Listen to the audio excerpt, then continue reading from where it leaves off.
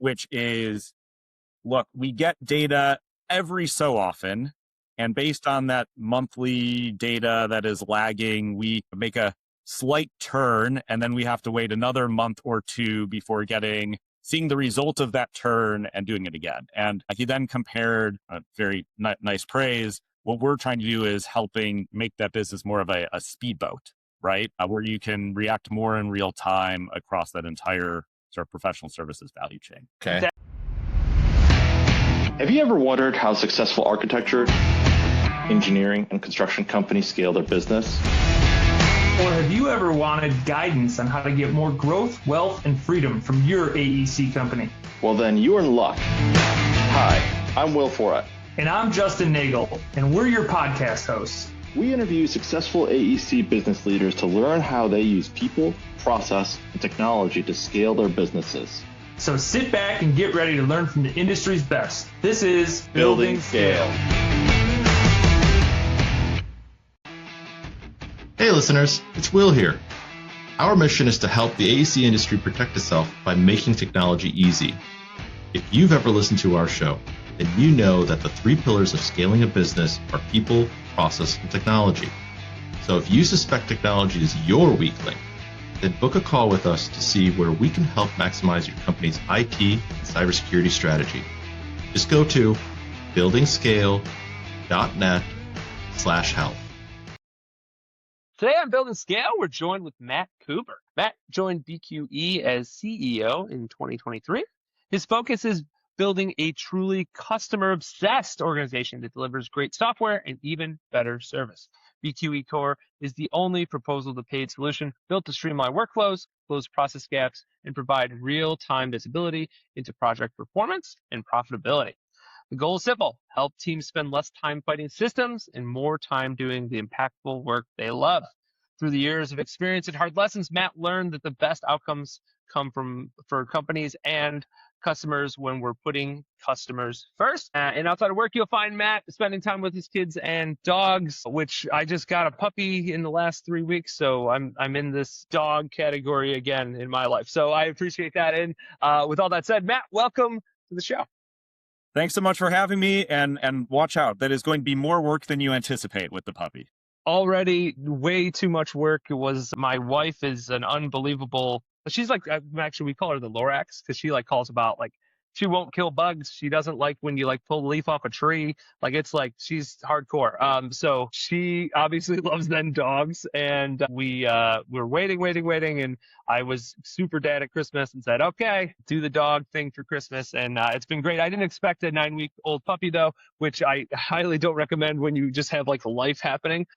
But yeah, but nonetheless, really cute dog. So she sold me on it. She's the salesperson in this relationship, I think. That's our familial dynamic also, so I get it.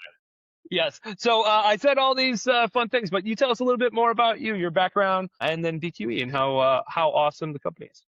Yeah, we'll do the sort of linear time view. So I got my career started in management consulting, working with large Fortune 500 type firms, learned some really good lessons there, but ultimately realized a bunch of years into that journey, I cared about growth, I cared about technology.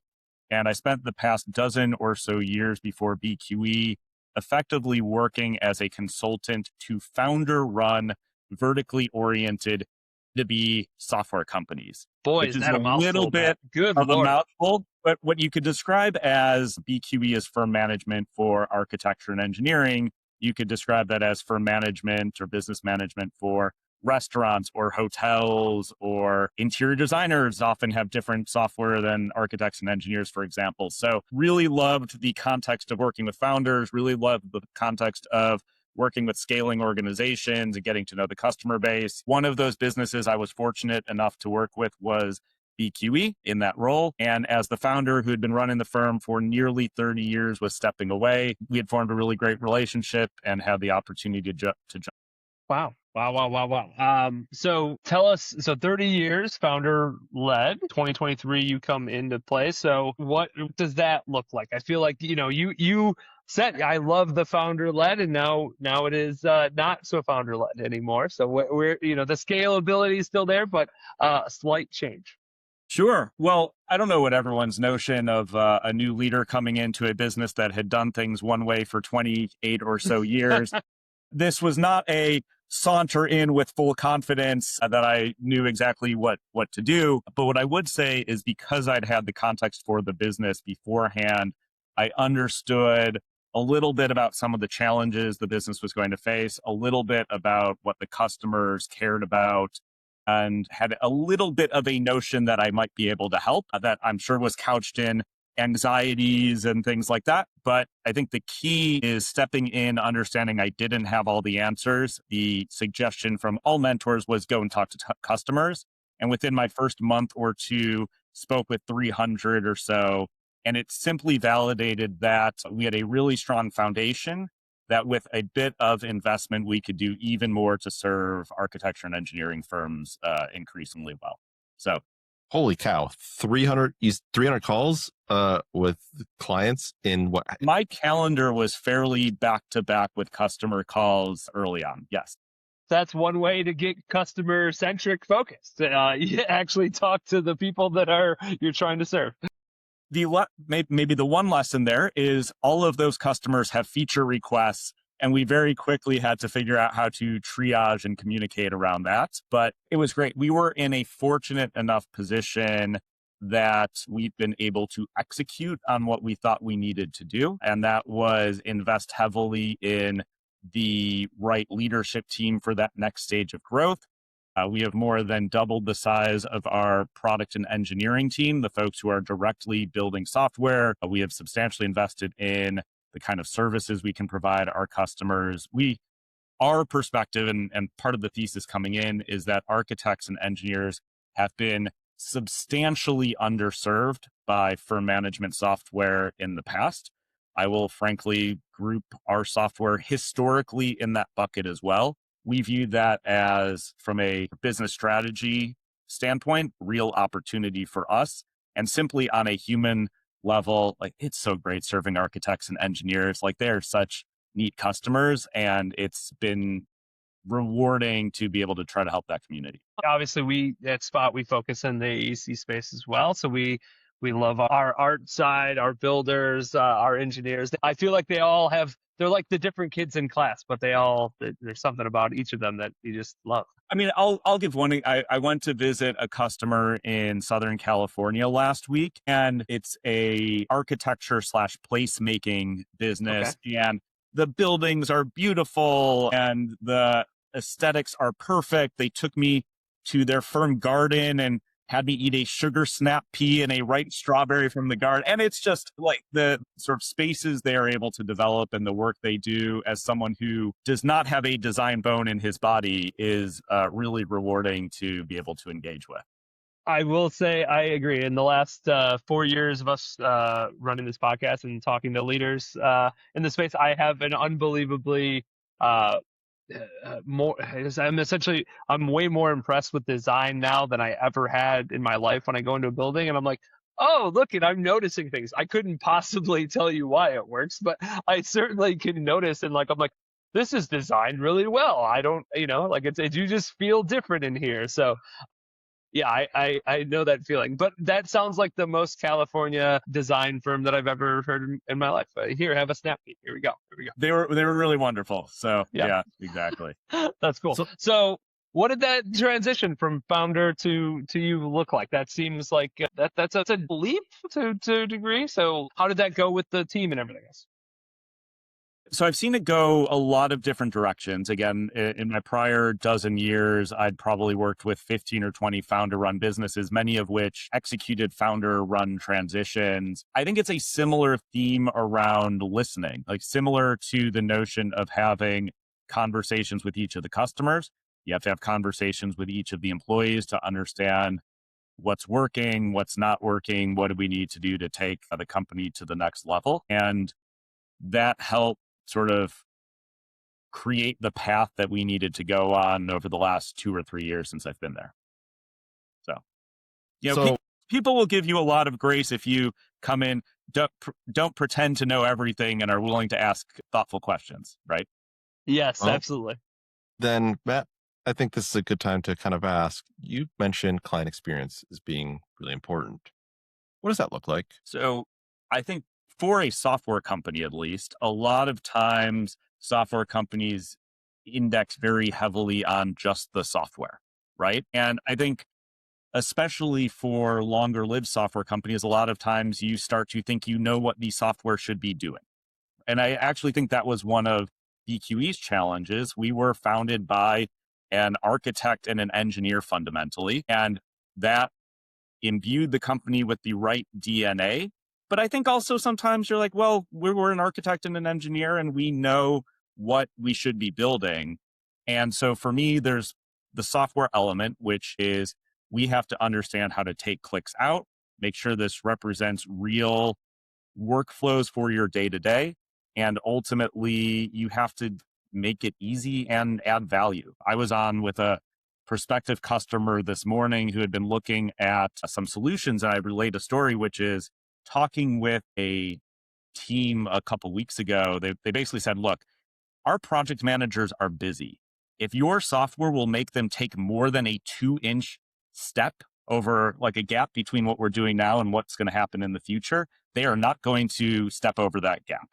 And so you have to kind of find a way to keep narrowing that, take out the frictions, and make sure the software is easy enough to use and adds clear value. For a software company, there is also the services, which many forget. Implementations of what is effectively firm management or ERP software is not necessarily the easiest. I think, and you all probably understand that. The pitch is not, oh, this will take a few days and you'll be up and running. But I think it's, well, how do we guide you through it? Make sure we're being thoughtful, making sure we're redoing discovery to make sure we're implementing the right way, and then having the right support infrastructure. So as you're getting started, you continue to learn and get value out of the software. Not to mention the industry has been burned multiple times by, so many times, previous generations of software companies. So the feeling of apprehension is usually very strong in the air of, is it going to work? Because these are huge changes, right? This is essentially my entire business needs to work through this thing, right? Sure. And if it doesn't work, or if it creates a lot of friction in the wrong places, people shake their heads, and then just it can lead to other disasters. Well, it languishes, or the firm knows about using the software, or I call this the Atlas phenomenon, as in I believe it's Greek titan of myth who had to carry the world on their shoulders. A lot of times with these legacy systems, you have the one person who does every single report, sends out every single invoice, manages the entire weight of the firm and its systems on their shoulders. And that's something we're trying to avoid here. That's not fun for anyone. So, yeah. Well, really, I think one other learning that we've tried to sort of incorporate is when you're launching software like this, you do not know 100% of the software by the time you are done with implementation. Like that should not be the goal. And so if we're talking about what good client experience looks like, it's how do we gradually get you from, let's say 20, 30% to, no one should ever learn 100%, but to 60, 70, 80% to continue to add value over the next 12 to 24 months. So we'd spoken previously, and part of this also is talking about some of the problems. So you'd interviewed a lot of your customers. So what problems have you seen that, let's say, maybe the industry has not solved that you've solved to help sort of propel the industry forward? The word we came up with when it came to running, let's call it a small to mid-size architecture and engineering firm, was chaos, effectively. And I shouldn't even be the word we came up with. That was the most common. If you did one of those word cloud reports, that was, or charts, The that big was the most middle common was chaos. word that we heard. Maybe the easiest way to answer that one is if you think about, for an A&E firm or any professional services firm, that sort of workflow, which is you have to win business, staff projects, manage projects, invoice and collect for projects.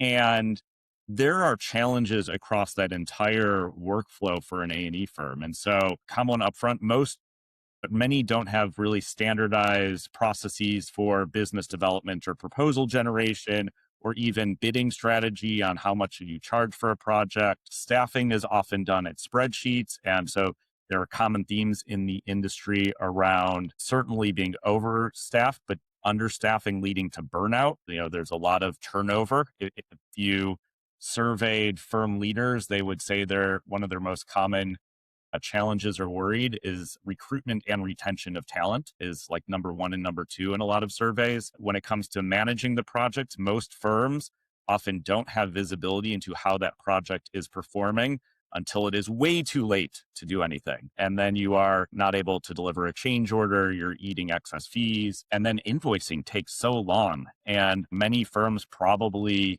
could cut 2-3 weeks out of their DSOs with a bit of process. And so when you string that along and look at each of those for what is fundamentally a chaotic type of business to run with a decent amount of volatility that is not always very high margin, as one of the themes in the industry is A&E firms would like to drive higher margins. Each of those contributes, and that's some of what we try to support with our software. Got it. Okay. So what... Maybe here's like an interesting way I was talking to a customer and he described the way they used to run their business as a battleship. Okay. Which is, look, we get data every so often, and based on that monthly data that is lagging, we make a slight turn, and then we have to wait another month or two before seeing the result of that turn and doing it again. And he then compared a very nice praise. What we're trying to do is helping make that business more of a speedboat, right? Where you can react more in real time across that entire sort of professional services value chain. Okay. That's you talking about process. Does a small, mid-sized AE firm, is that the space where you see like, wow, you just don't have some processes in place, like sans the technology component to this, but you don't have a great process of like, how do you get the talent when you eventually get a project, and you don't really have a way of getting projects, but when you do get one, hey, how did you then get, consistency and then filling that project with? It's variable.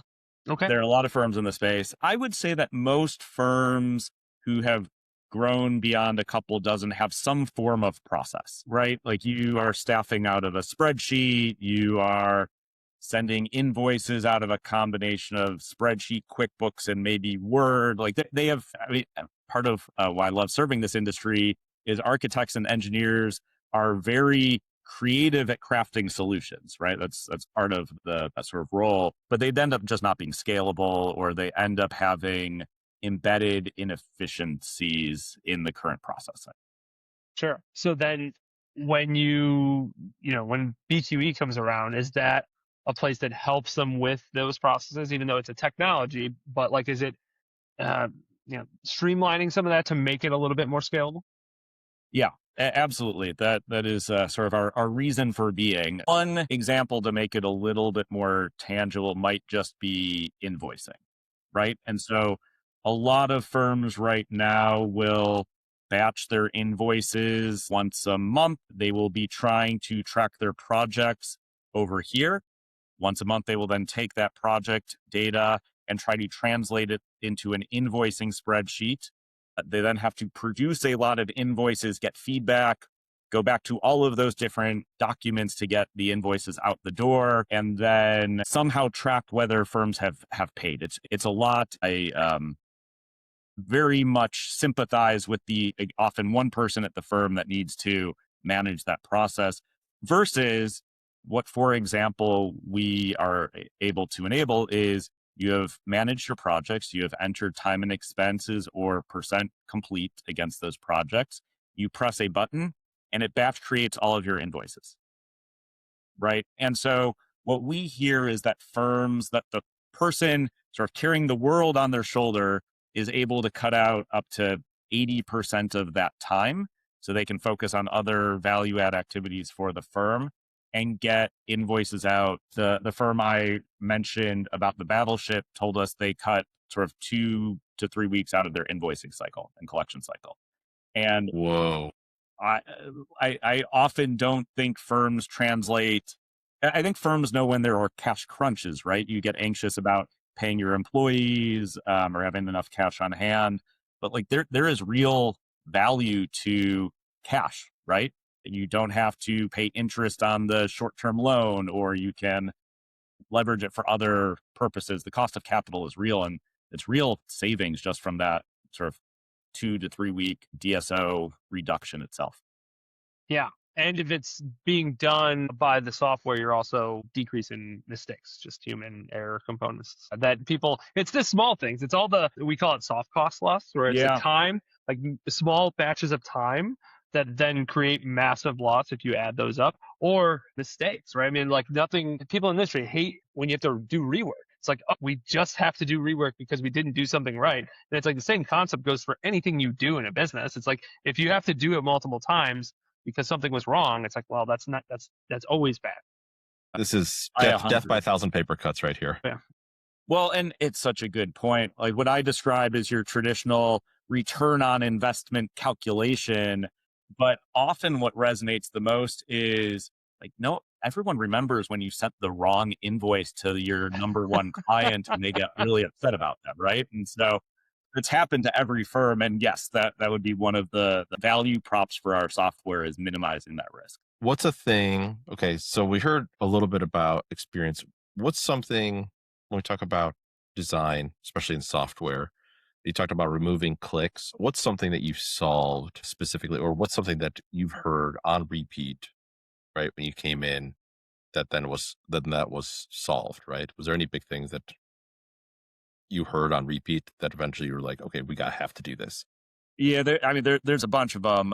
The one that comes to mind first is, I'll just make a statement. It's tough to be a project manager, right? If you are a project manager at an A&E firm, first of all, there is a thematic macro trend where there are not enough project managers for architecture and engineering firms, and there are structural reasons for that. So you are sort of strapped in the first place for time, and you have to wear so many hats in that role. And what we were hearing from customers or folks in that role is, it's difficult to do my job. I don't have the information I need to manage this project effectively, or I have to go every time I want that information. I have to run down there to get someone else to produce a report. And then I don't even know what's happening with the invoices I'm sending, but I'm responsible for making sure we're collecting on them, and so on and so forth. And so one of the things I'm really proud of our team for doing is consolidating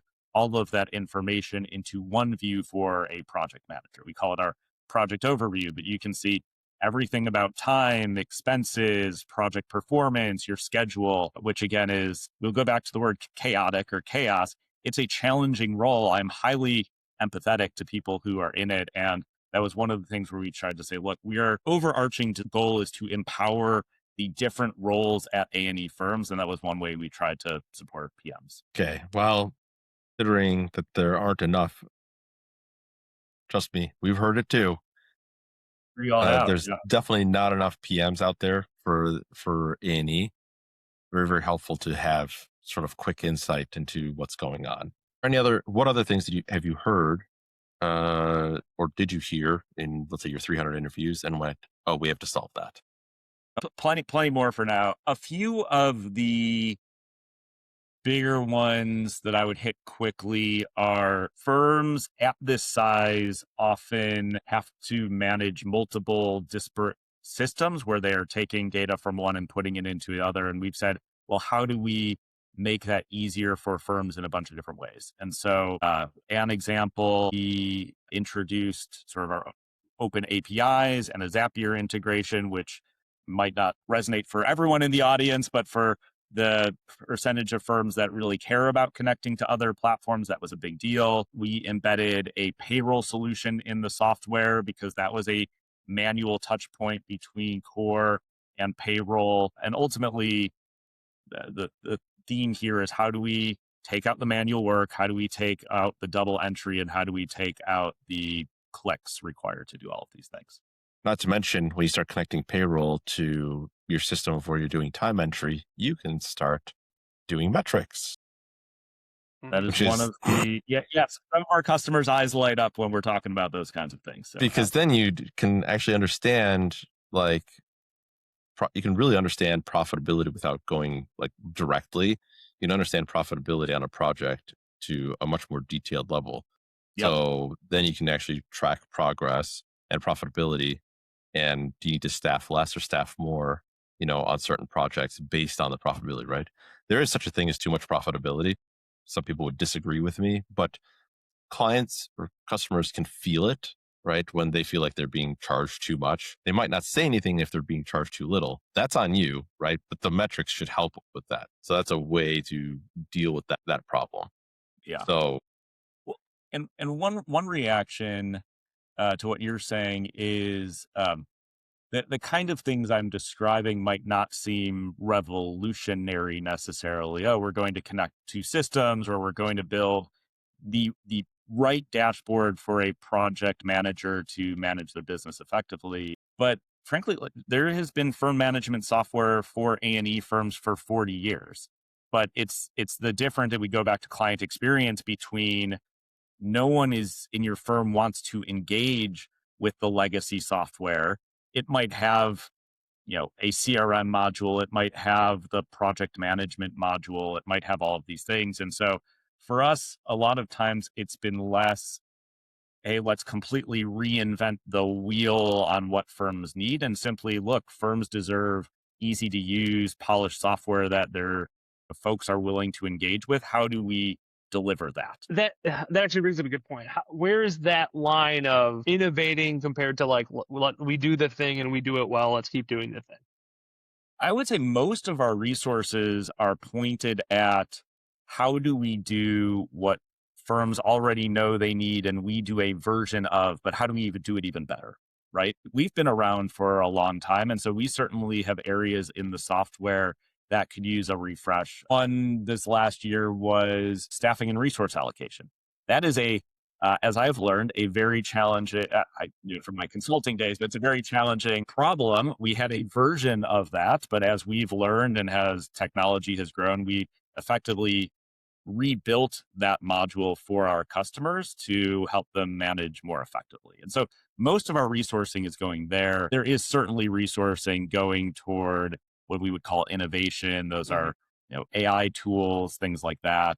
But if you ask, this is where listening to your customers has been so helpful. If you ask customers what they want, they don't want bright, shiny, new most of the time. They want, fewer clicks. They want to get through their usage of the software faster so they can get back to project work or home to their family or whatever they want to, spend their time on versus dealing in software. So we get similar feedback. Doing IT and cybersecurity in this space, you get the feedback of like, we just kind of want it to work. Like we don't, can it just work? Because that would be great. And instead of trying to say like, oh, there's new stuff that we could do or dive into, you know, about AI, all that kind of stuff. It's like, no, how about we just get the thing that I want you to do to just work? And then and we'll be super happy. Like we'll be so happy. Verbatim the phrase we'd hear, right? And it makes sense. Folks don't want to spend their time focusing on the software. And in many ways, the right software is one that doesn't require them to invest all of their time into it. Yep. No, it completely resonates. When you look at firms based on sizes, do you see different either modules or problems that are solved at different sizes? Like, do you see like, a 150 person firm compared to a 20 person firm, and they're just the problems that they're trying to solve using your services and software are different? Yeah. And there's not a precise, it's not like, oh, you've hit 20, you now have new problems. It's you've leveled up and now you get to fight the dragon or whatever. And I would say, for example, we have firms with 10 employees running more in a more sophisticated way than firms with 150 at times. And so it just depends on firm needs and where you are. I would say the breakpoints we contemplate internally are sort of like, you've got 1 to 5 employees, you've got maybe 5 to 20, 20 to 100, and above 100. And those are effectively the rough breakpoints in terms of what firms are trying to contemplate, where as we are developing the software we're thinking of. So just illustratively, and I'm sure there are differing opinions on this, but sub 5, one of the things I've heard a lot of times is I look at my bank account at the beginning of the year and I look at it at the end of the year. And if it has gone up, we had a successful year. Boy. So judging by reactions, you have heard that too at times. Yeah. And so there, I think it's a lot about some financial clarity, the basics of process. But at that point, it's still a very sort of founder owner driven firm. You don't want a lot of overhead at that stage, right? It's the basics. 5 to 20, I think you are trying to build good process around things like invoicing, around how you are presenting sort of project status and information. That's what I would contemplate there. I mean, it is worth noting, believe from census data, 85% of firms are sub 20 employees. And so I feel like that 5 to 20 is a sort of challenging leap for a lot of firms. Yeah. That's one. No, go ahead, Yeah. please. Yeah, no, it's similar in our the managed services IT space. It seems like I think it's like 94% of companies are like less than 5 people and usually under $1 million in revenue. They're just really small. Like it's just the reality of it. And then the middle there is the challenge, right? Similar that it's like, oh, now you're in the challenging, really, really challenging part. Not that any part of business isn't challenging, but like really hard to like get the movement. And then you have a few bigger, more Goliath size companies. And it's just like that seems to be the same, at least what we've seen in the A&E space. Yep. Yeah. That's very consistent. And as you start going up, you have more people. And so I would say that next bucket is your staffing resource allocation challenge. You can't look around the office anymore and know what everyone is working on. You start to bring in more specialized employees, like you sort of level up often your finance leader, bring in BD. And so you've got a whole rash of challenges building out into sort of defined functions. And then above 100, you are wrestling with just increasing complexity. And in our experience, you are starting to look not just at, from a software standpoint, best in class, but more of a best of breed. Like, do I now need a Salesforce CRM? Do I now need X, Y, or Z? Just because the complexity and the size of each function starts to grow. So yeah, makes sense. That was a lot of complication distilled down into about 2 minutes, but there's it is a challenging journey, I will acknowledge, for firms. For sure, but it gives more color on the idea. We obviously, when we think of scalability, people, process, technology, those kind of all fall in places, but like which of those need a little bit more thought? It just shifts depending on where you are in your journey. That's a good way of putting it. Yeah. Maybe we should talk about technology for a second. I'm sure part of your conversations, AI has come up. Why don't you talk about what has come up, and then we'll call it opinion on AI. Sure. AI is important and will become increasingly important. The question, though, that I hear most is, what AI tools do you have for me? Or how do we use the AI? And I would encourage firms and firm leaders to sort of flip that question around and start more with the problem you are trying to solve versus jumping to what is effectively a tool to solve problems, right? And so what I often say when I hear that question is actually, why don't you ask yourself, what are the 3 business problems or process problems that you're trying to solve? And then we can figure out if AI is the right tool for that. And I'll just give you an example. I got an email the other day from a prospective customer who said, I need these 3 AI applications. I need to be able to launch different templates of projects so I don't have to create a project each time. I need to batch process invoices with AI, and I need to be able to sort of generate summaries of when projects are in trouble, going over budget, going behind schedule. And you absolutely could leverage AI for all of those, but also those have existed in our software for some time. And what you're often talking about is sort of templates, automations, integrations that might exist and be cheaper and more simple for you to implement now and maybe augment with AI in the future. But again, there are existing tools if you're starting with what's the problem we're trying to solve. So people are saying AI, and what they really mean is automation. Oftentimes, yes. Yeah. I would say most of the time. I think the one thing with, and certainly in the last 2 years with like chat becoming very accessible, like AI just being more accessible to people, I think that is the reality. Because like automation before seemed so far away, unless you're like a manufacturer or something. Like it just conceptually just seemed like so out of touch. But now it's like with AI, it's like, oh, there's lots of things that can then be, the access to automation seems to be easier, which I think is where the trick is for people to like, oh, well, it's actually this. I mean, Microsoft itself has a automation backend tool that almost everybody that has a business license has access to this. So it just becomes like, well, you've actually had access to automating things. Like if you wanted to automate, like when an email comes in this way and it does this, put it in this file and do this with that, and then notify this person and do like, or hey, onboarding a new employee, here's the checklist. You push the button and here's like, these emails go here and all, like those things exist. But I think people just didn't have any concept of it. And I think AI is just like opened up the idea like, holy crap, we could use technology like to like really do some cool stuff, I think. And maybe it started with like recipes for chicken masala, but it then got to the place of like, what can I do in business for this? It writes emails for me, or oh, it does this for me. So I think I agree with you. That's exactly where we're at. It's really automation is the place that you really are trying to invest in most cases, but you're thinking AI is just going to think of it and do it all for you, which is like, we're not there. Like, we're not to the place of like, just build me, my full marketing strategy and then start executing on it. It's like, that doesn't work. You have to have something to go off of. Yep. Well, and I would say there are applications that have been quite useful that we've explored with our customers or for ourselves. Like we do find that content generation, for example, there is time savings. We get good ideas. Like that is a useful application. I think a lot of firms are leveraging it for proposal generation, which makes perfect sense to distill an RFP down, for example.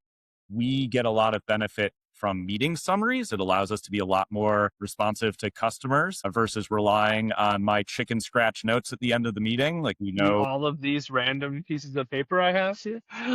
Yeah, exactly. And so that looks exactly like my side of the desk is. And so that's valuable.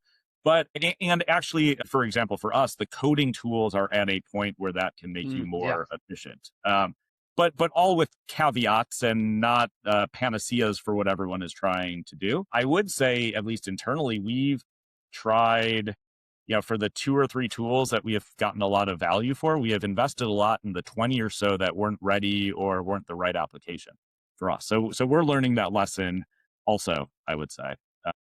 And I also don't want to be too backward sounding. We are investing heavily in AI for our customers. We'll be launching plenty in 2026.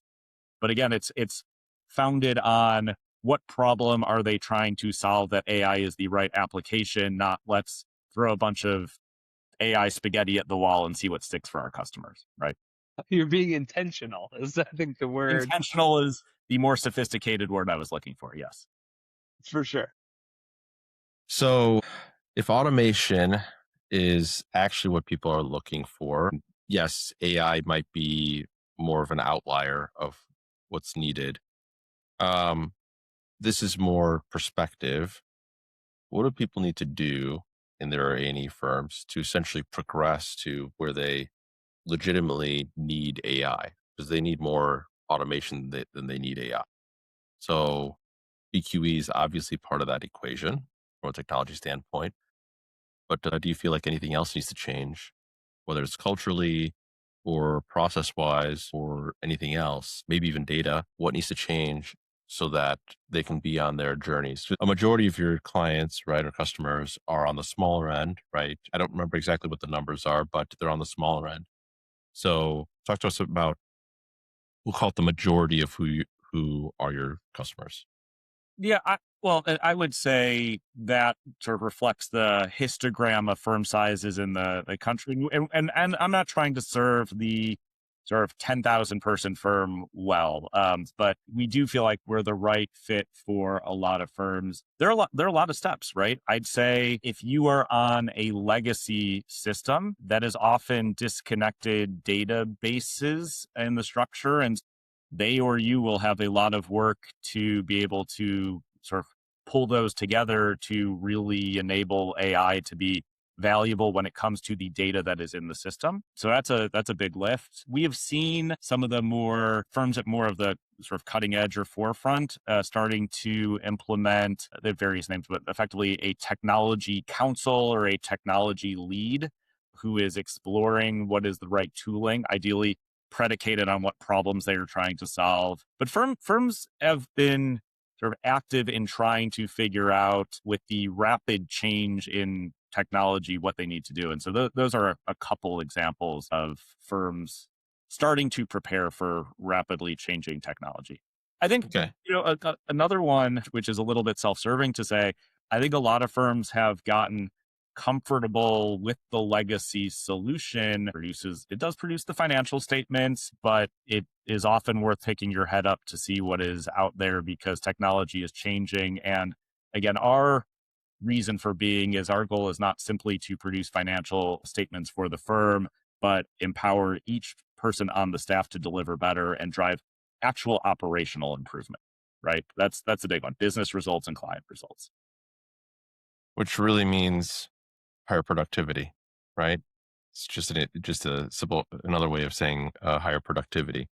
So do you see, so there's a lot of talk about, we'll call it architecture and engineering and white collar being afraid for their jobs because that is, digitally speaking, that is where a lot of A&E is at. I have an opinion on this, but I'm not going to say it and talk about it until we get your opinion. Do you feel that that's actually true? Should people really be afraid for their jobs?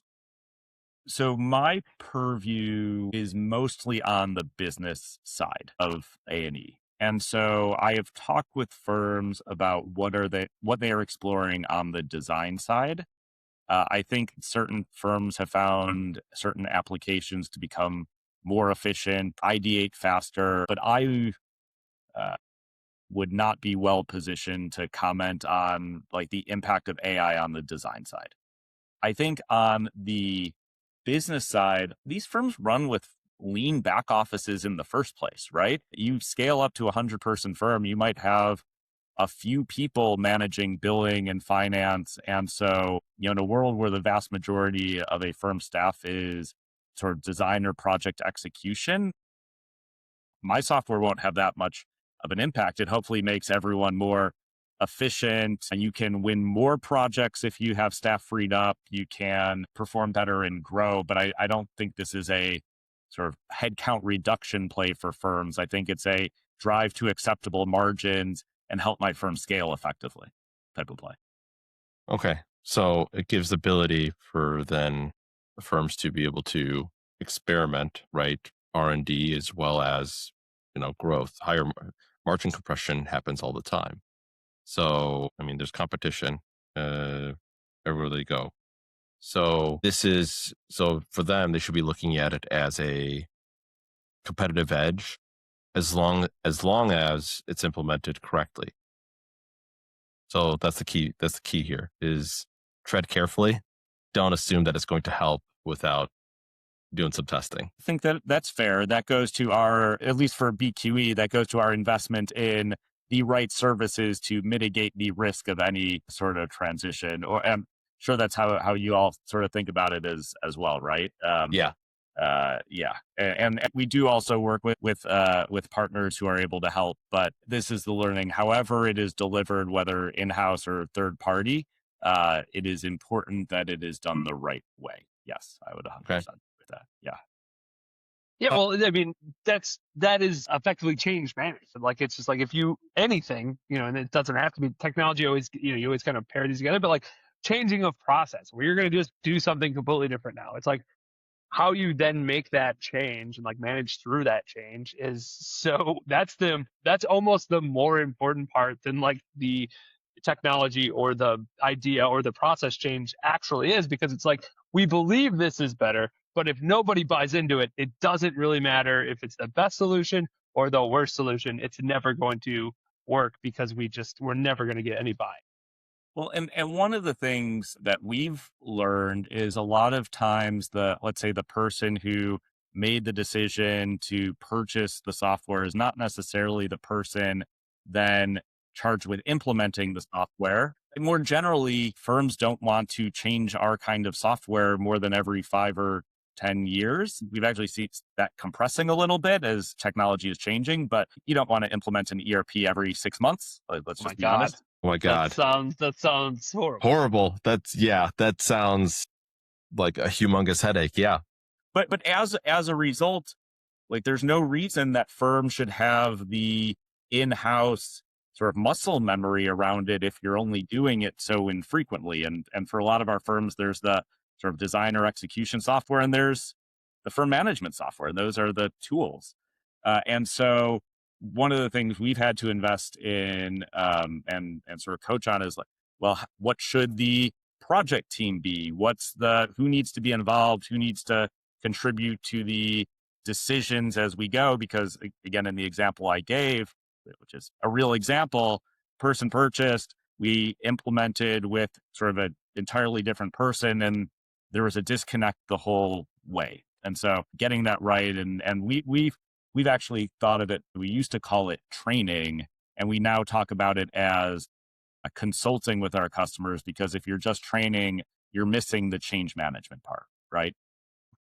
Okay. Is that how you combat the the frustration of implementing anything new, or the friction, maybe not frustration, the friction when you try to create something new or try to implement something new, by saying like, hey, knowing who's actually going to be the end user here and like having conversations with them in comparison to the person that makes the buying decision, I don't know, piloting it or doing whatever the process is. Like, how do you go from like, hey, the owner's going to purchase this thing, but it's, project managers that are dealing with this, or who, the rest of the firm is dealing with this, not just that person. How do you make sure that like, oh, we want to have a great client experience, and to do that, we need to do X. What is that? Yeah. And it's constantly evolving, but it's how crisply can we communicate a plan, keep it in front of everyone, the entirety, what are the updates we are providing to all of the different stakeholders, what's the skill sets of our folks who have to deliver that, to make sure that there's you have to be willing to push back at times in a consulting role, and training on that. And so it's been a journey. One of the things we talk about, at least internally, there's a sort of change management curve, which is you start, everyone's excited, and you get into the morass, and I think the y-axis is sort of morale and enthusiasm, and that dips inevitably, and you implement successfully, and the positivity ramps back up. But part of it is managing through that dip and making sure we and our customers are aware of that phenomenon, right? Yeah, I think disenfranchised for a short time because they think it's all unicorns and rainbows the entire time. Change is hard. Change is hard, yeah. Let's be honest here for a second. Change is really hard, and it's disruptive, and people don't like it. Yep. Yeah. I mean, I will say from just thinking, putting my sales hat on, the single most common reason we do not win is inertia, right? It's no decision at the end of the day. And it's exactly that phenomenon you just described, which Apathy. is, well, there is safety in perceived safety in what we have been doing, I would say, especially in an industry that's changing more rapidly. I think it is perceived as the operative word there, but perceived safety in what we know, and therefore we will avoid a change. Yeah, apathy. It's a bitch. Well, I'm not sure I would characterize it as apathy, but it's there's fear in like they don't care, right? Like these owners pour their blood, sweat, and tears into the business, but it feels less risky to remain in the status quo at times, I would say. Or alternatively, I'm sort of a big believer, or my career has taught me, everyone is sort of a rational actor in a way. And so if folks realize there was a better alternative, folks are rational. Like they will make a change to their process or the people they're staffing, but that takes a lot of work and insight to see that. And, we might not express that on a demo or in a conversation or X, Y, or Z, right? Yep. Okay. Justin, should we talk about signal and noise? Sure. Okay, this will be the last thing that we talk about, because we had a conversation previous to the podcast, and I feel like we should talk about it. So, signal compared to just noise. This is really about looking at, say, the industry, what to work on, what not to work on, right? What to ignore, because I'm sure you get 1,000 requests a day on features, right? And I'm sure every single one of those features could help at least one firm. But if you implemented every single one of those 1,000 plus features a day, now you've got tens of thousands of features that have been implemented. It's not going to be a usable piece of software anymore. So how do you recognize signal versus noise? Yeah, it's interesting. I got an email the other day. We took out a feature or at least a configuration. And I got the email saying, well, you all are investing in the software. You're supposed to add features, not take them away. And I was very sympathetic because I'm sure that one feature made that one individual's life much better. But we actually had an internal conversation because a lot of people get that email saying, well, like we have to build what is right for the long-term success of our customers and the business. And to your point, that is not simply adding more features into the software. And so I wouldn't say we are perfect at figuring out the signal from the noise, but we have built a really strong product management team that is taking inputs in customer conversations. We are listening in our customer success conversations. We do literally have an inbox where customers will send us features. We read every one. Sometimes our customers ask. Every single one gets read and prioritized. And that team, leverages their methodology and wisdom at working in the A&E industry for long enough to help us prioritize for our customers. We produce a roadmap. We then validate that roadmap with customers. And so there is a lot of input that gets synthesized through what is an imperfect process, but one we are, I think, reasonably proud of and constantly iterating. Thank you. That's a pretty good answer. I like it. To your point, there are a lot of voices. We have several thousand customers. They are very passionate, right? Because this, if you are an owner, this is ultimately the business side of your firm and a large percentage of your assets. If you are the person who manages all the invoices and the back office, we are trying to get you home at a reasonable time versus you working pat. We always joke with our customers that we have 24/7 support, and we hope you are not up at 1 a.m, but it's difficult running a firm. So my point being, like, they care enormously that we continue to improve because it directly impacts their wealth, career progression, whether they can make it to the soccer game on weekend, right? Okay. Something else, and I think this is more relevant to sort of today, to sort of where we are at in the world today. How often does cybersecurity come up as a question around your software? We get asked with frequency about it. I'm not sure the questions are always very specific, but there are always concerns around. The questions would be, is my data safe? Are we safe from hackers? Things like that would be the general kind of questions we get. I'm so proud of the AE firms. I Yeah. will tell you that right now. I'm just happy they're asking something. Right? It doesn't, like, what the ask is, we can figure out maybe better questions to be asked later. But like the fact that you're thinking about it is the important part. Certainly through our eyes as looking at cybersecurity every day. Well, I mean, it's scary out there. Like, so first of all, we are SOC 2 Type 2 certified. And we have a trust center where we are able to express the level of rigor that has gone into our management of data and security for our firm. And I think customers ask questions, then see how much rigor and documentation and the independent audit that go into it and feel quite a bit better.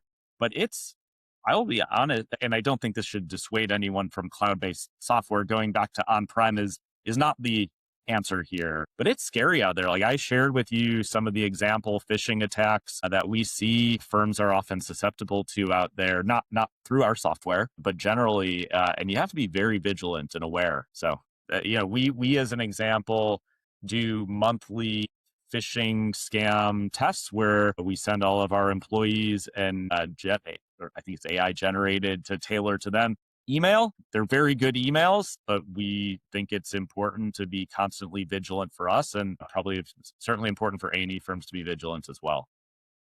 I mean, I told you guys earlier, we do not publicly shame the folks who did not pass the phishing scam. Shame. Cling, cling, cling, cling. Shame. No, we do not do that, but we do have constructive trainings in that situation. Yes. so for anyone that doesn't know what SOC 2 Type 2 is, that's pretty rigorous in terms of like understand. That's a whole process, and it's third party audited to be able to say you have a process in securing data and how you are sort of moving that data and what are you doing with it. So that is not easy to get for any firm. And the bigger you are, the harder it is to get because you have to change a lot of things in a lot of different places to be able to go. This is not something that you can just learn and then, I just check a box. It is third party audited to be able to get SOC 2 Type 2. We'll take 5 seconds to give a shout out to Mike from our team who led that process. It was a lot of work. So Yeah. Good job, Mike. Good job, Mike. Justin, I think it's time for our last question. What do you think? Absolutely. Yes, it's a question we like to ask all of our guests, Matt. So if you could go back 20 years, it'd be 2006, what advice would you give yourself? 20 years ago is 2006. I know. That's I graduated high school. Oh, that's 20-year reunion here. Here we go. I would say it is tying it back to the beginning of the conversation. It would have been to ask better questions and listen more, which I think has been a hard-earned learning over the past 20 years. But it would have benefited me materially to be more comfortable being wrong, being a little bit more vulnerable, admitting that there were things to learn out there versus jumping in and thinking I might have had all the answers to start. I think that's the one that comes to mind. Yes, I always not believing you know everything is a good life strategy, in my opinion.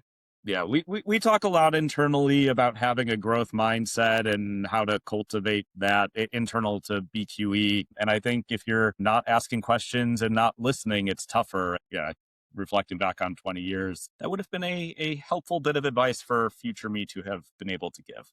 It's actually funny because everybody says they want to grow. Like that's what everybody says this. But then if you think you know everything, it's like, well, then you couldn't possibly grow. Like there'd be nothing to grow to do. You already know it all. So what's the growth there? So That's yes, called there's no cognitive follow-up to dissonance. There's no practical follow-up to that question. You all haven't invented a time machine that's going to now allow me to. No, well, find out on a future show. that service line we haven't quite pushed out yet, but once we do, we'll make sure you're on our mailing list. So yes, this has been a lot of fun. If somebody wanted to get a hold of you, what's the best way for them to do that? All of our customers have my email address, and I encourage everyone to ping me. It is matt.cooper@bqe.com. I am, along with the other hundreds of Matt Coopers on LinkedIn, but that's the Matt Cooper who works at BQE, I suppose.